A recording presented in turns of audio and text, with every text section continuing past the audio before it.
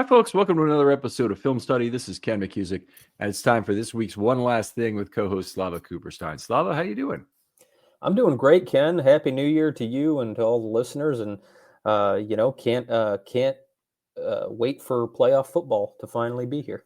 It's great to be here again. The Ravens in the same sort of position, from my point of view, that they were last year. Not quite as positive on the home football front, but every bit as talented a football team as they were last year.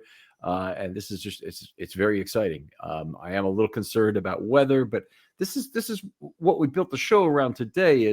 Is in each of these potential playoff matchups, I think there's a natural worrywart component, at least for me, that really hits with these games. The Ravens, even as a big favorite against the Steelers, I have concerns about the game. And I also admit there are some positives as well to talk about. But I think we're going to talk about each of the potential matchups that the Ravens have in the AFC. When can they face those teams? We're going to go from least likely to face them at all to most likely, and I give you a concern each and a positive each about these two teams. I hope I've explained that well, but as we get into it, I think it'll become clear what we're trying to do here. So, Slava, why don't you start us off? We'll start with the Denver Broncos, who I believe are the team the Ravens are least likely to face. They can only face them in the AFC Championship, and Denver would have to actually go and beat Buffalo and then beat Kansas City for that to happen. Boy, would we be a happy bunch if we were facing the Broncos in the AFC Championship game. I mean, of course, we'd never hear the end of it because Lamar didn't end up taking down the heavyweights in the AFC. But you'll take that criticism in the face of getting to hoist the Lombardi. So I'll start with the Broncos here. Is that they've really got probably one of the only very, very good defenses in the playoffs. I mean, of course, you've got some over there in the NFC, but on the AFC side, they are definitely one of the good defenses. They've got great corners and a great pass rush. The Chiefs had to rely on was it a blocked field goal or a missed field goal to beat the Broncos in one of their games. Yes, and I don't know which. It might have been blocked. Yeah, I seem to think it's blocked. But bona fide, very stout, solid defense, regardless of the fact that the Ravens had a good result. Yeah, Ravens had an easy time with them earlier in the season, but the positive I'd go with, or the concern, is that the Broncos' offensive line is exceptionally good, with Bowles and Miners in particular on the left side is one of the strongest in all of football. It could make them a very tough out. Their overall line play is good. They've protected Bo Nix and given him some time to throw this year, which has been, basically nursed a rookie quarterback through, in a lot of ways, very similar to the 2008 Ravens nursing through Joe Flacco. That was a great offensive line by the Ravens those first 2 years in 2008 and 2009. And they really helped Joe Flacco, get through to the playoffs and have a lot of success during the regular season. So that would be my concern, is that offensive line is still very good. And I completely share your thought on the defense there, that it's a top quality unit. Yeah, and going with their the quality of their offensive line, the Ravens really, I mean, every team does, but the Ravens really want to be able to get pressure with four. And if they're unable to do that, then they're really not able to sort of impose their game plan the way they want to. I mean, they're certainly liable to pass rush out of the slot, or I think we've seen Roquan rush a little bit more in recent weeks.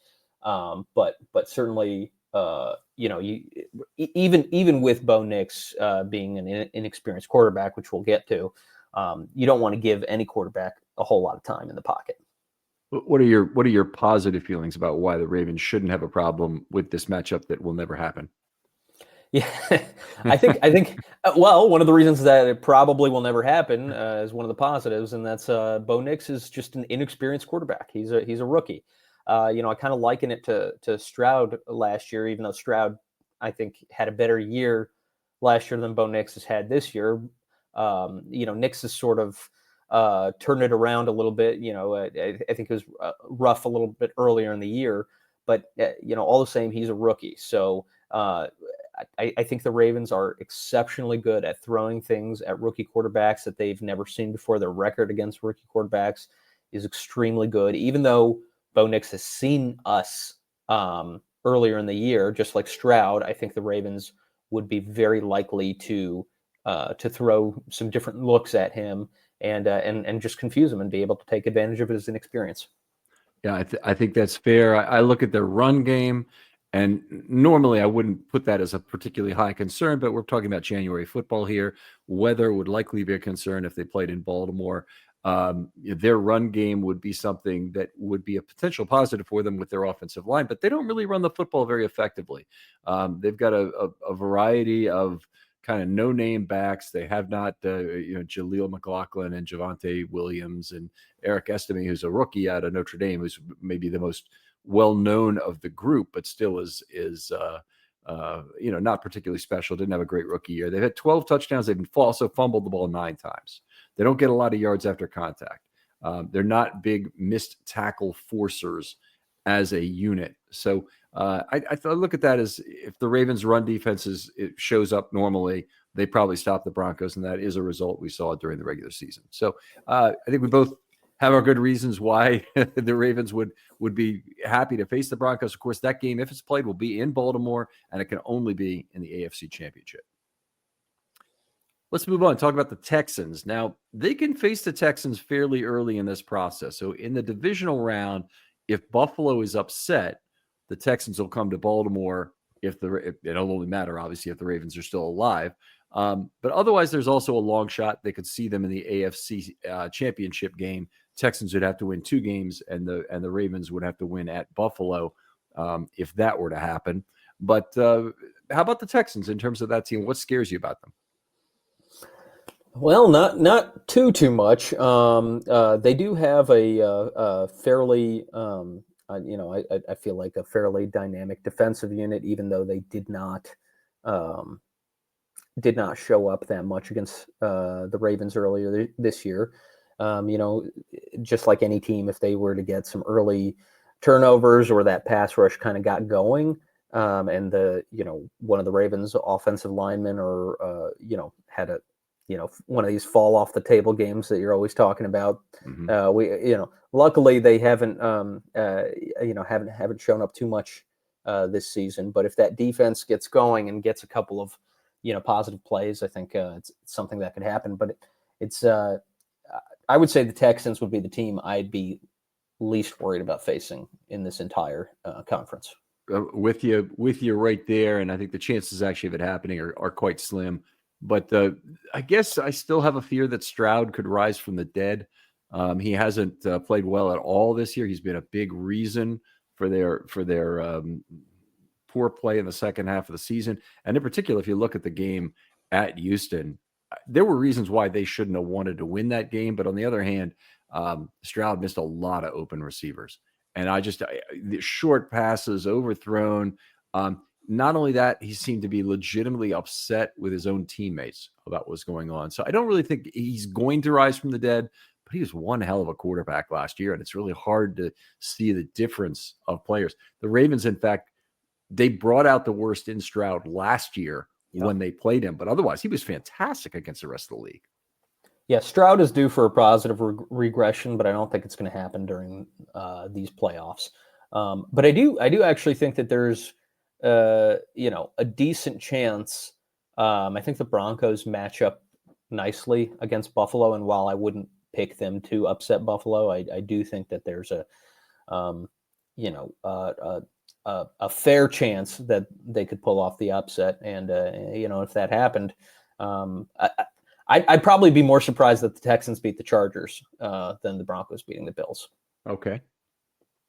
All right, so a positive when you're facing the Texans, what do you look at and say, yeah, this is what the Ravens can lever into a win? Yeah, so I think the injury situation has sort of set their deep threats as sort of minimal concerns at this point. I think it would be pretty easy to contain their pass game, and if that happens, then their offense turns pretty one-dimensional. And then, of course, if we get out into a significant lead, then they're going to want to try to lean on that deep passing game.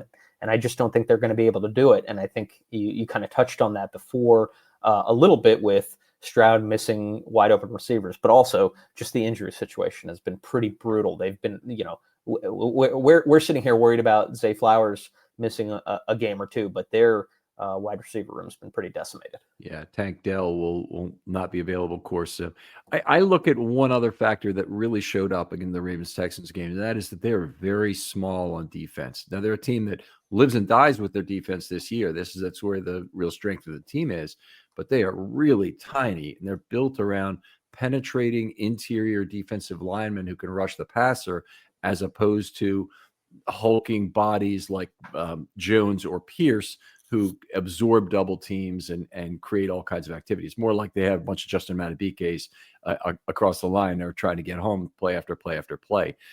It's not conducive to trying to stop the run. And we really saw that with Derrick Henry putting up his best game of the season. I thought he didn't have quite his highest yardage total, but he had tremendous success rate in that game, where play after play he's ripping off 6 or 7 yards. And keeping the Ravens ahead of the sticks. And that would be my biggest hope for beating the Texans. Yeah, couldn't agree more. All right, let's move on to the Chargers here.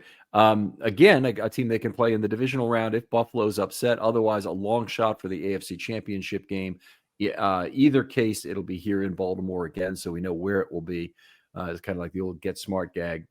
Like, nobody's going to really understand this anymore. They've got to always worry about the payoff, but we know the who and we know the how, then we think we'll know the where kind of thing. Well, we know the where in this case, where this game's going to be. How about the concerns, starting with you? So, of course, the Chargers sort of have an institutional familiarity with the Baltimore Ravens, and it's coaching staff and players.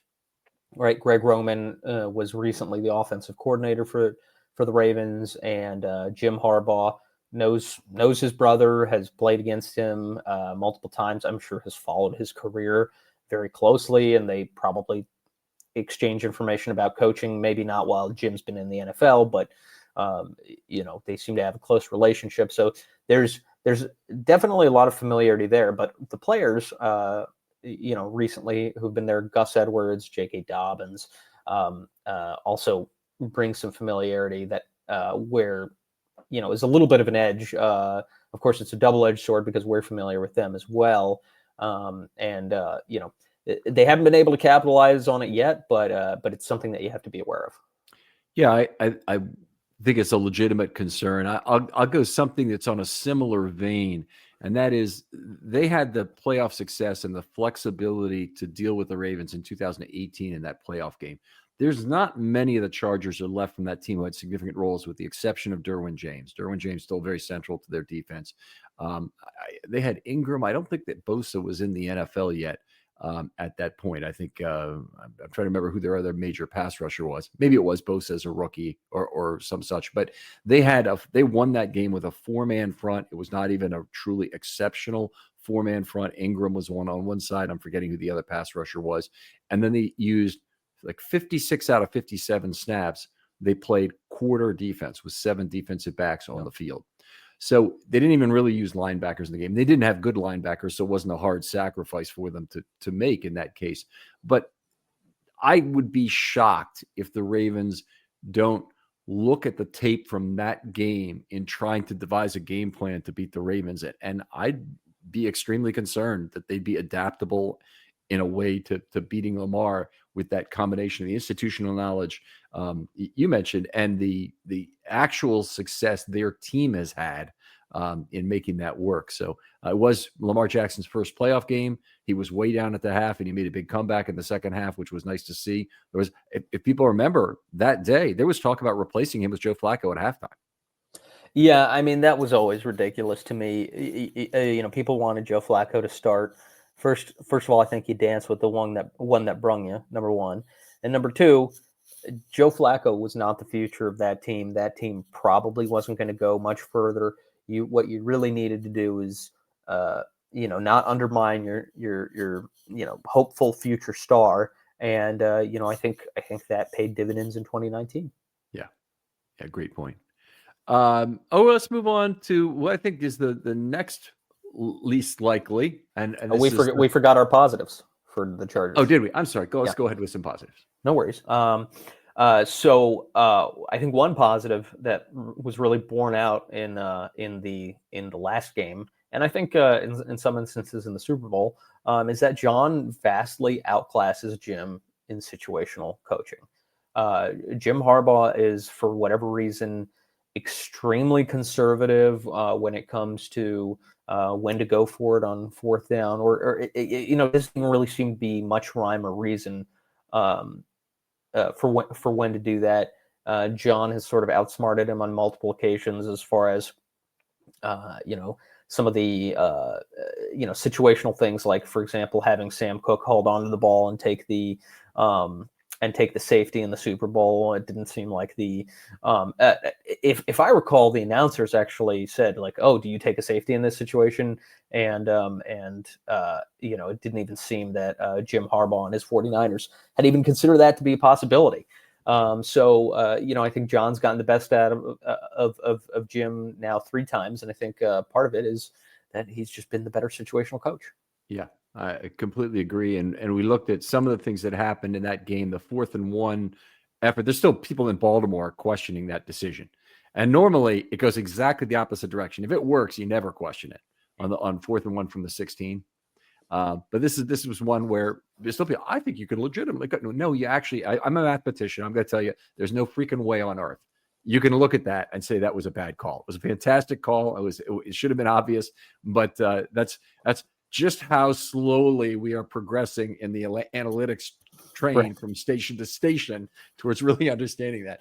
Anyway, I think I have a lot of the same questions about the Chargers in terms of their run game being good enough. So Herbert does have a great arm, and he could maybe throw the ball through the wind. But if the run game is needed, the Chargers don't really have a great run game, and they do have a very good offensive line. But J.K. Dobbins is actually pretty limited back, and he's the best they got. He'll give you a few breakaways. Really not a threat at all as a receiver. He's under 5 yards a target. I want to say it's like 4 and change for the season, and he's just not a particularly threatening offensive weapon that the Ravens really hoped he would be at one time, and that he was at one time in Baltimore. He's been hurt this year, obviously. Gus Edwards has not been the same player that he was in Baltimore. And that's despite both of these guys being picked up essentially because they had Greg Roman, they had a great offensive line, they had familiarity with those players, and they thought they could make them work in basically the same system. They just were kind of missing the secret ingredient.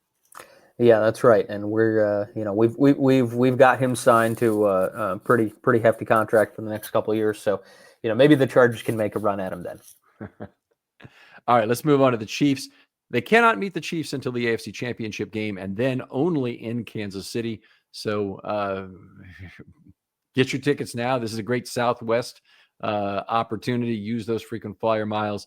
You only need to use them on Kansas City and Buffalo. Those are the only 2 places the Ravens can end up going, and they know exactly when they'd go there if they do in each case. So it's a pretty easy plan ahead for the just in case traveling. How about your biggest concern with the Chiefs?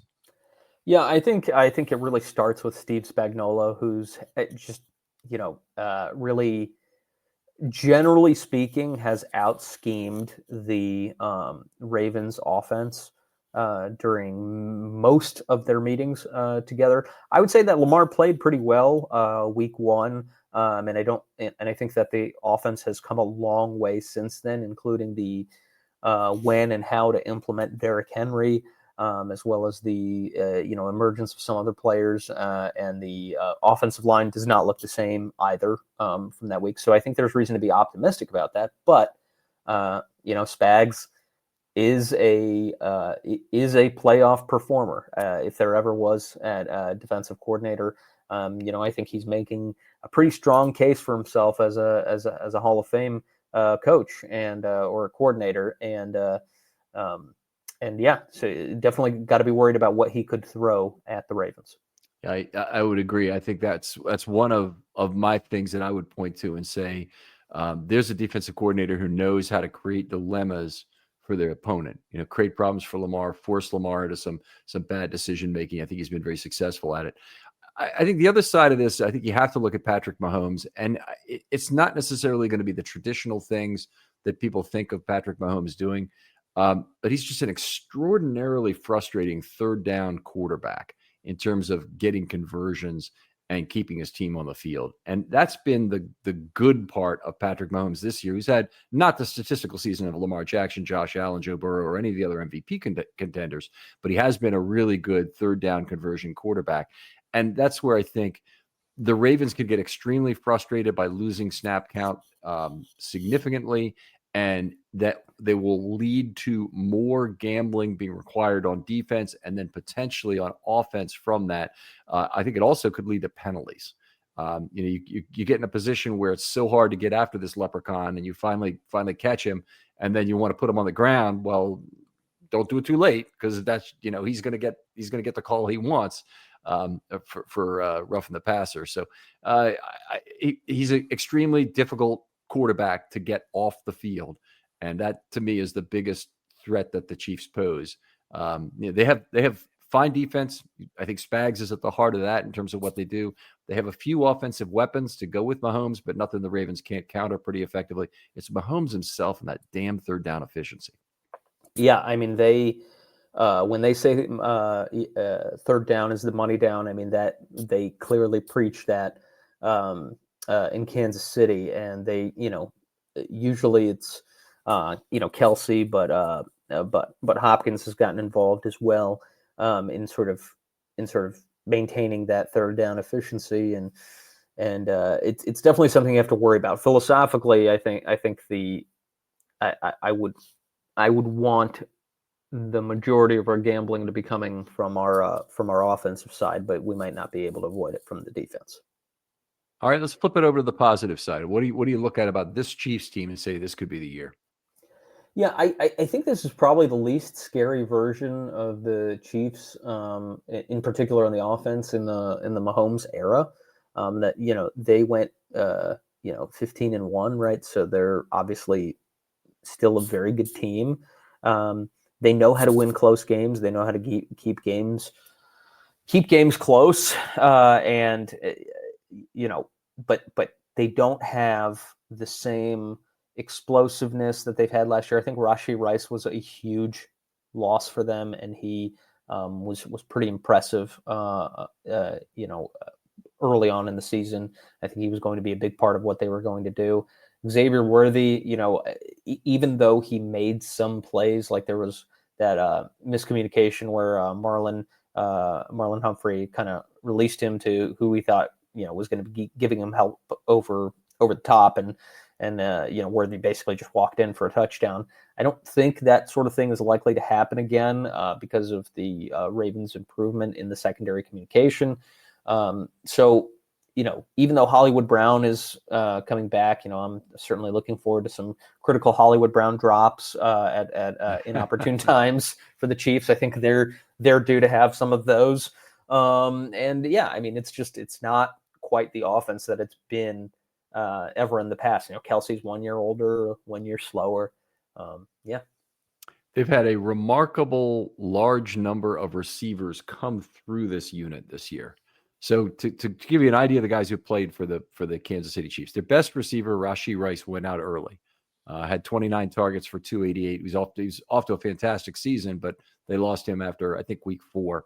DeAndre Hopkins has been good, but he's a 7-yard per target wide receiver at this point in his career. And that's not that exciting. They've got a lot of value out of Noah Gray, much more than they've gotten, frankly, out of Kelsey as a receiver. Now, Noah Gray doesn't have nearly as many receptions, but they're going to him 3 times a game very efficiently, and they're going to Kelsey, what would we say, maybe 8 times a game or 7 times a game, much less efficiently. He's at 6 yards per target and change this year, so that's not very, very exciting. Xavier Worthy, for all his speed, has been a 7-yard per target receiver, actually a little bit less than that. They've had Juju Smith-Schuster playing on this team. McCole Hardman played 10 games for this team. Samaje Perine, obviously running back, has had a really good year as a receiver, but I wouldn't look at him as a top guy. And Marquise Brown, 15 targets this year for 91 yards. Yes, he's just coming back, but he hasn't been good. I mean, so I look at I didn't even mention Justin Watson, who has been pretty good this year. A lot of players have come through. The Chiefs have thrown a lot of spaghetti at the refrigerator to try and find the solution that will work for them. And the fact that Mahomes hasn't had a good year is really indicative of some of the problems that they've still had in that receiving room. Right. They've got the most important stat, though, and that's the win column. So. There you go. All right, let's move on to the Bills. Obviously, I think probably the vitriol with the Bills fan base is at an all-time high, given the MVP discussion that's just dominating Twitter right now. They can only face the Bills in the divisional round and only in Buffalo. There are no other possibilities of getting there, which means it'll be a weather game, almost certainly. Probably wind, perhaps snow. Buffalo's not even trying to build a domed stadium at this point, but talk to me about your concerns with regard to the Chiefs. I mean, with the Bills. Yeah, I mean, it's exactly what you brought up is weather. I mean, I'm way more afraid of the weather than I am of of the Bills themselves. Buffalo certainly practices in those conditions more than we do. It's not like the Ravens are a warm weather team. They've definitely played in cold conditions, but Buffalo winter and Baltimore winter are two different animals. Wind has definitely been a contributing factor in a number of the more disappointing Baltimore playoff losses, and in recent years. And you just got to hope that A, the weather won't be as bad as it could possibly be, and B, that the Ravens' sort of more dynamic run game this season will pay dividends in such a scenario. Certainly hope so. I mean, one of the things just about the weather, Maureen and I dress up for the game. We have a ton of warm weather gear. We've spared no expense in trying to make sure we have really nice warm weather gear to go to games. But for these 30-degree, 10 and 15 mile per hour wind games we've had in Baltimore recently and are projected for this weekend, we've been dressing up like it's going to be 10. And it is one of the things about it. We've almost like overdone it. We're going to feel cold when we go to Buffalo and it's 10 or 15 degrees and it's snowing real hard. It's not going to be as comfortable as it should be for us because we've overdone it in these early games. But I think it's a significant problem for the Ravens. I think anything that takes away from the offense and neutralizes offense is generally going to be a win for the Bills against the Ravens.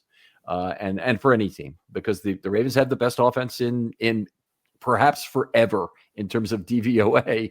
And that being the case, you really got to think about how they're impacted. I know people would say also that when Justin Tucker was clearly the best kicker in the NFL, that it didn't matter. He could kick in any win. Well, bull crap. It takes away your biggest advantage to have a high win game. So anyway, I'll give you another one though, and I think this is the problem that the Ravens have not faced as often in any kind of meaningful way this year, is really having to face a +1 run game, meaning quarterback provides you an extra person that you need to defend. Mm-hmm. Josh Allen does not have a gravitational pull like Lamar Jackson does, but he is himself a threat to run some, and the Ravens will need to control that. And they really need to control it in a way such that they give him pounding hits. He's taken a lot of hits this year, and he's got damage. He's kind of becoming a mini Ben Roethlisberger in terms of his the drama related to his injuries. He just talks about them all the time, and that they come up, and the TV is always wanting to give him credit for playing with a broken hand. It's not his throwing hand; it's other hand, of course, but they want to give him extra MVP points for that, or whatever you want to do. The fact of the matter is there's a little bit of drama associated with that. The Ravens really need to lever any kind of pain he's in into a more significant detriment to his play. And to do that, they're going to need to put him on the ground. Yeah, and they did a really good job containing him last time and actually getting home a couple times, including on that really bizarre trick play that I think Van Noy completely diagnosed and blew up. They won't be doing that one again. I'll assure you. But no, I mean, Josh Allen, he's a different, of course, different type of runner than Lamar, but he is absolutely a threat. You don't want him to get out in the open field, and yeah, it's definitely something that will keep Zach Orr up at night. All right, let's move over to the positive side. And what are the things you look at about the Bills matchup that says, yeah, the Ravens could do this? Yeah, I would say that the Bills have, the least, one of, if not the least imposing defenses in the AFC. And they're, and I think it kind of shows, they've, I think in back-to-back weeks, they gave up 40 plus points. So they won both of those games, but they gave up 40 plus points to the, I know it was to Detroit, and then I can't remember who the other team was. But defense is not particularly great, which is, a little surprising. I mean, I know they've had some injuries and departures, but for them to drop off as much as they have relative to recent years is kind of shocking. And kind of going with that is that I don't think that they're really all that battle tested. So you'll say that they're the only team that beat the Chiefs this season, and yeah, you have to give them credit for that. And that game included what I would say is Josh Allen's kind of signature play of the season, which is that really tremendous tough run that he had. But other than that, they beat the Lions, but they beat a Lions team with a completely decimated defense. And they've played a bunch of scrubs. I mean, they're in the AFC East, which is a pretty terrible division. They had trouble in a lot of those games. Not even counting, of course, not counting the week 18. Yeah, I'm not going to hold that against them. But they've had a lot of trouble against not very good teams, and some of the teams that they have beat up on were like the Titans and such. So they've had a much easier road to hoe than the Ravens have. Yeah, it's a great point. And what you need to do is stop trying to slice and dice data to find a little sliver where your team looks good. And two things I've seen from Bills fans during this whole MVP diatribe. Number one is they beat the number one seed in each league. They are ready to go against any team at all. On the other side, they're 3-3 against winning teams. First of all, that's a ridiculously low number of games to play against winning teams in a 17-game schedule. 6. It's absurd. Half the teams in today's NFL are winning teams because you can't be 500 anymore for a season unless you go 8-1, which never happens. So right. you basically you should face more than that. They play in a crappy division as you noticed, but the ability to slice and dice is something the Bills Mafia has mastered in these last months as they're building up the case for Josh Allen to be the MVP. They've got another one too, where the Ravens, I had a tweet the other day about the top 4 teams that I think are the highest probability of winning the Super Bowl all have terrific records versus winning teams. The Eagles are 6-2, the Ravens are 9-3, the Chiefs are 8-2, and the who's the fourth one? It's the Lions that have a good record. I 7-2 maybe. It's in that range. But they're so far above the rest of the field. It's not even funny. The rest of the playoff field is 30-43 against winning teams. I mean, there's just it's not a good record in general. The Texans are carrying a bunch of that, so it's not like it's spread out. There are a couple other teams who've done okay. But it's hard to beat winning football teams, and the teams that have done it a lot, and that's the 23-24 Ravens above all other teams in NFL history. The teams that have done it a lot are the really truly battle-tested teams. And the sliver that I saw taken out of that is when I named the top 4 teams, some Buffalo fan chimes in and he goes, and it's funny because the Bills went 2-1 against those 4 teams, and the Ravens only went 1-2. And somebody else responds back is, who did their loss come to? Because I don't remember. Right. Exactly. Yeah. Incredible capacity to try and look at a tree instead of the forest that I've seen in this whole MVP diatribe. It goes both ways, but I think it's been a lot worse on the Buffalo side because, frankly, the aggregate statistics really favor Lamar. in the MVP voting, and frankly the Ravens in terms of judgments about which team is ahead of the other. So unfortunately, this game is going to be played in Buffalo. It's going to be played under different conditions, but we are where we are. How about what's a positive you can take from or did you just give it in terms of playing the Bills? Yeah, I brought up the defense being not imposing for the Bills, and then I went on a diatribe. Sorry for that. I'll get back on the track here and say I think that the biggest thing about the Bills is not a very good tackling team. They're very much in the middle of the pack. They miss a lot of tackles. And if you get to level 2, they got big problems taking down a back like Derrick Henry. So if you wanted the dynamic running game to lead the Ravens because of, they haven't been able to use it as much in the past, either getting behind in games due to game script or turnovers or what it might have been, this is a game where I think it has a chance to be better for longer. And I don't think with Derrick Henry that they're going to move away from it. I think, in fact, they're going to be highly gravitated towards mesh runs and making sure that the Lamar Jackson option and other elements of misdirection are all there to make the Buffalo job as hard as possible.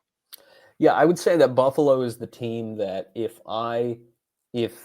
the Ravens are saying we're going to run and that we're going to run and we dare you to stop us, the Bills are the team you're least worried about facing in that scenario. Yeah, maybe the Texans lowest, but lower. But yeah, I agree. That's a fair point. But yeah, pretty high up there. Well, let's move on to the team that the Ravens are actually going to face. They'll face the Steelers in the wild card round. They're the only team the Ravens are guaranteed to face. John Harbaugh's very good at getting his team ready to play. He's taking a we need to go 1-0 approach. They're playing on prime time. Which has been a very good place for John Harbaugh to get his teams ready to play. This is a playoff game though against a highly familiar rival. What's your level of concern? What's your primary concern? Well, level of concern is I would say moderate. I think we're just a much more significantly talented team than the Steelers, and I think we owe them a couple when it comes to the playoff record. So I'm excited, but of course, the Steelers' familiarity with the Ravens, I think, is again a double-edged sword. But certainly, the Steelers know how to defend Lamar better, I would say, than any other team in the NFL. I think he's played well against them this year, and in particular, just a few weeks ago where we had that pretty dominating win over them. The interception, I think, is pretty much officially a scenario where Bateman stopped early on his route, so really wasn't Lamar's fault in that situation. But of course, they know us really well, and so their preparation, I think, is going to be really, really strong in this game. Yeah, I would agree. I think it's an ongoing concern. The other thing I would say is that I'm more concerned about what the weather constraints do in this game than in any other, and largely because the Ravens are a big favorite against the Steelers. If you're not a big favorite against your opponent, if it's the Chiefs or the Bills, and you're not a big favorite to start with, the weather is less likely to help one team or the other. In this game, it clearly helps the Steelers to have this. If this is turned into a mud fest, Tomlin and the Steelers are the pig that the Ravens don't want to be in there with. They really do not want to be in a mud fight in this game. What that does is it could constrain both sides and turn the game into dependent and decided on fewer plays, most likely high leverage turnovers, stops on downs, that sort of thing, which are decide the game in 8 plays instead of deciding it over the course of 140. And that's really not a good thing for the Ravens to do at all. They want to have this game to be decided by talent, by the ability to move the ball around the field as needed. If just the wind alone, obviously, is a significant factor, and I think that if I'm looking at Josh Wilson, I think the talk is that he'll be really limited. Well, Josh Wilson is limited to start with. I mean, Lamar Jackson is the Ravens' big advantage, and if he's limited, that's really a bad situation. So weather and that turning this into a mud fight is what I really do not want out of this game. Yeah, and I know we're more concerned about wind than we are precipitation, but for what it's worth, as of right now, it looks like there's going to be a little bit of snow in the very, very early morning hours on Saturday, and pretty clear for the rest of the day. A high of 36.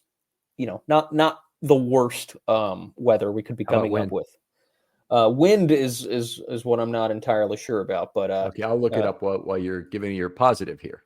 yeah. So the positive I would say here is that the Steelers are the offense they're least imposing. I think in the AFC race, as you mentioned, Russell Wilson is not that terribly frightening.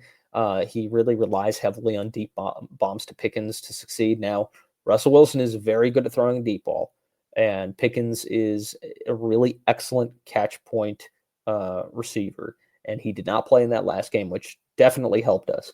And again, that matchup with Brandon Stevens is certainly a problem. But I think the Ravens will be quick to address that problem. I mean, in my mind, they should just address it straight from the beginning. Whether that means we're going to give him a lot of give Brandon Stevens a lot of safety help over the top, or Mhm. whether that means we're going to start with Trey White very early on or something like that. They need to get that sorted out, because if they can take Pickens away, if they can eliminate him from the game, first of all, he's liable to just go, bonkers and Bonkers. just, Yep. give up, in the middle of the game, or B, do something stupid and draw a personal foul penalty.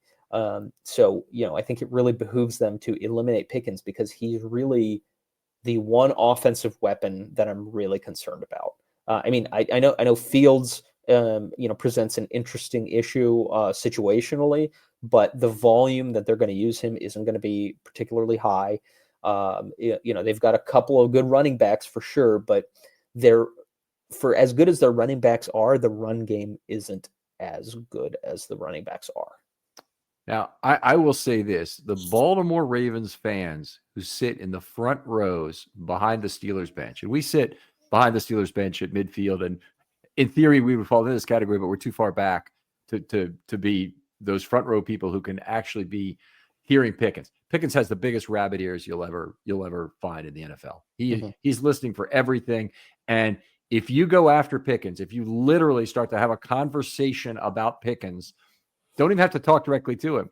How about that George Pickens? You see him drop those 3 balls the other day? I mean, Mhm. he'll start turning around. It will bother him. It will literally get in his head and bother him. Ravens fans need to be doing that in this game. It's actually a very important thing to try and get him distracted and off his game early on. And this is not being a jerk. This is being a good fan. Okay, don't be a jerk. We don't want to do that, of course. But this is just going after Pickens makes all kinds of sense. Don't do it racially. Don't do it in any way that's you wouldn't go after any other person that you were heckling, like a comedian, say. But he cannot take it. He's never learned to take it in his career, and it's been a constant head case problem. And I want to see the Ravens fans really going after him verbally in this game. I'll say, if I had to pick the did you just do your positive or negative? I kind of lost track of where we were based on this. Yeah, I did my positive. Yeah. Okay. So it's really hard for me to find a single positive that's really easy, other than what the Ravens did in their run game in terms of forcing or encouraging the Steelers to go after Lamar was very effective. So they have to have a Lamar-based run game, but I think it could be very successful in terms of getting Henry going. The other things they've been doing the last couple of weeks since the Texans game, really, in terms of doing a lot of trap, wham, and crunch blocking. I've done that much more, particularly in the scripted plays these last few weeks. As much of that as you can is a good thing in terms of getting the Steelers off their game. They've done some other good things. Ben Cleveland, by the way, had a really good game of doing something I hadn't really seen him do since Georgia, which was going out there. And hasn't played all that many plays, so we haven't had that much of a chance to see him. But he did a good job of checking inside with his hand and then going outside. And he knocked down Miles Garrett at least once in this last game in a way that looked really good. I want to see more of that. I want to see a lot of penalizing the over-aggressive Steelers edge defenders by forcing them upfield, getting them on the ground, and making space for Henry or Lamar to run. Yeah, and I think they were extremely patient with the Lamar run game. Like, they were committed to doing it, even if several times he was just running into a wall and just not getting that many yards. That commitment, I think, really affected how the Steelers were playing and opened up some lanes for Derrick Henry later on in the game. And actually, I just thought of one more positive that I'd like to add for the Steelers, just so that we have some good vibes going into this game. Is you want to talk about somebody who John Harbaugh outclasses in situational coaching. That is Mike Tomlin. Mike Tomlin makes Jim Harbaugh's situational coaching look futuristic. If it's a fourth down, Mike Tomlin cannot wait to punt the ball away. Down 19 points, down 19 points with 8 minutes to go or something like that. He's punting the ball. I mean, it's one of my least favorite things to see, just generally speaking, as a football fan, see that in the season. But I love to see it from the Steelers. Mike Tomlin is just like ultra conservative, never wants to risk anything. Maybe he'll be less conservative in a win or go home scenario, but I don't think we've really seen that all that much. Well, he's he hasn't been a +10 versus the Ravens very often. So this is definitely a case where he might do more of that. But you're 100% right. And by the way, you talk about like he doesn't want to take any risk. He's taking a huge risk by not going for it. So it's risk in all directions. Every road you take, every decision you make, in terms of game management has risk. And you're just you're not really accepting the risk. You're taking the traditional conservative approach because that's the way you learned about it when you started watching football in the 1970s. It's very spurious. It's something that I've always hated. But anyway, it is what it is. Slava, great show. Really appreciate you going through this with me. Tell folks where they can talk football with you online. You can find me on Twitter at Slava Cooperstein. That's SLAVAKUPERSTEIN. All right. Other folks out there, thanks for listening as always. If you can, like and subscribe if you're listening on YouTube. Show this to a friend if you think they might enjoy the content. And give us questions for hashtag Film Study Mailbag, in particular for Friday Morning GM, which will be coming up probably after you hear this. But you can all just do it for the offense or defense. So thanks very much for listening. Slava Cooperstein, this is Ken McKusick saying goodbye. We'll talk to you next week on One Last Thing.